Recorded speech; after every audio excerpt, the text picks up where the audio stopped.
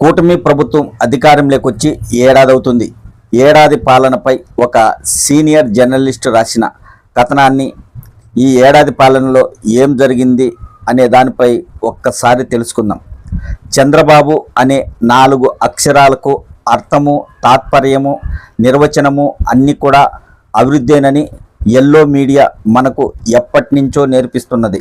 30 ఏళ్ల లోపు వయసున్న తరానికైతే దొండాకు పసరు నాడే ఈ వసను కూడా కలిపి తాగించారు.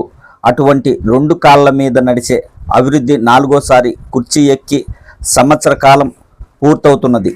ఈ ఏడాది కాలంలో విరగబూసిన అభివృద్ధిని కల్లారా వీక్షించాలన్న కోరిక ఎవరికి మాత్రం ఉండదు. ఆ వీక్షణ కోసం కొన్ని వ్యూ పాయింట్స్ కూడా మనకు అందుబాటులో ఉన్నాయి. హిందూపూర్ రైల్వే స్టేషన్ కూడా ఒక వ్యూ పాయింట్. హిందూపురం అంటే చంద్రబాబు పార్టీకి కంచుకోట కదా. ఎన్టీ రామారావు పార్టీ పెట్టినప్పటి నుంచి ఒక్కసారి కూడా ఓటమి సవి చూడలేదట. పైగా ముఖ్యమంత్రికి స్వయాన బావమర్ది ప్లస్ వియంకుడు plus mass masala hero box office bonanza Balayya Babu ఎమ్మెల్యేగా ప్రాతినిధ్యం వహిస్తున్న నియోజకవర్గం.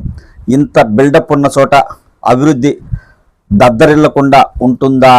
ఉదయం 4:30 నుంచి 2 గంటల సేపు ఆ స్టేషన్లో నిలబడితే రైలు కోత వాయిస్లో అభివృద్ధి సౌండ్ వినిపిస్తుంది.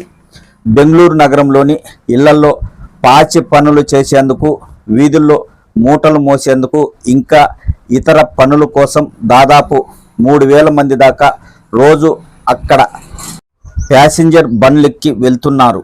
ఇలా ప్రతిరోజు వెళ్ళి పని చేసుకొని రావడం కొత్తేమి కాదు. కాకపోతే ఏడాది కిందట వీరి సంఖ్య 600-700 దాటేది కాదు. ఈ ఏడాది క్రమంగా 3000 మార్కుకు చేరుకున్నది. ఈ పెరుగుదలను ఏడాది పాలన అభివృద్ధి ఖాతాలోనే కదా వేయాల్సింది. రోజువారీ చాకరీ ముగిసిన తర్వాత మళ్ళీ రైలు బండెక్కి రాత్రి 10 గంటలు దాటిన తర్వాత ఇంటికి చేరుకుంటారు. మళ్ళీ పొద్దున 3 గంటలకే లేచి ఇంటి పనులు పూర్తి చేసుకుంటేనే స్టేషన్లో బతుకు బండిని అందుకోగలుగుతారు.